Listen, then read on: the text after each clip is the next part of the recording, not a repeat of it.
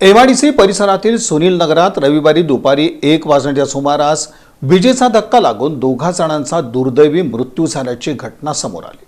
अशोक पोगुल यांच्या घराच्या गच्चीवर जाहिरात फलक काढण्याचं काम सुरू असताना महावितरणच्या सर्व्हिस वायरचा स्पर्श होऊन दोघांचा मृत्यू झाला। चंद्रशेखर नारायण दोंतुल वय 42 राहणार विठ्ठल नगर आणि गंगाधर ताटी वय 40 राहणार सुनील नगर अशी मृतांची नावं आहेत। घटनेनंतर परिसरात खळबळ उडाली।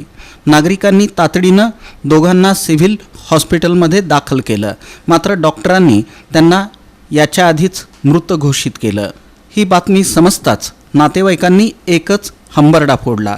चंदूकडे आलं होतं, मग चंदूला नाश्ता करत होता, त्यांनी म्हणलं चल रे दोघं मिळून तर अर्ध्या तासाचं काम आहे, चल म्हणलं, मग दोघं मिळून गेलं। मग त्यांच्यासाठी हे दोघं बी मेलेत। आता आमचं पोरांचं काय, आमचं काय परिस्थिती काय आमचं आता?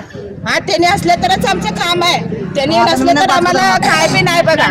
त्यांच्यावरच जीव आहे आमचं सगळ्यांचं, आमच्या पोरांचं जीव, आमच्या पोरांचं आमचं सगळं जीव आहे। आमच्या बाळाला 3 मुलं, 2 लहान मुलं, असं उगाच हे करतात असं ते असं त्यांच्यासाठी आमच्या पोरांचं झालं की आमचं सगळं नुकसान झालं। माझं नाव अशोक कृष्णारी पोगल आहे।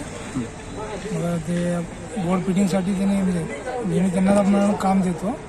मग त्यांनी बोर्ड फिटिंग म्हणजे आले होते घरी, आल्यावर बोर्ड फिटिंग करायचं म्हणलं, मग वर जाऊन हे करा म्हणलं। मग मी माझ्या ऑफिसमध्ये होतो, म्हणजे बायको स्वयंपाक करत होते आणि मग ते काहीतरी असं बाजूवाले बाई ओरडली 2-3 वेळा, तर असं काहीतरी हे झालं मग आम्ही एकदम वर जाऊन बघितलं तर त्यांनी खाली पडले तेवढंच।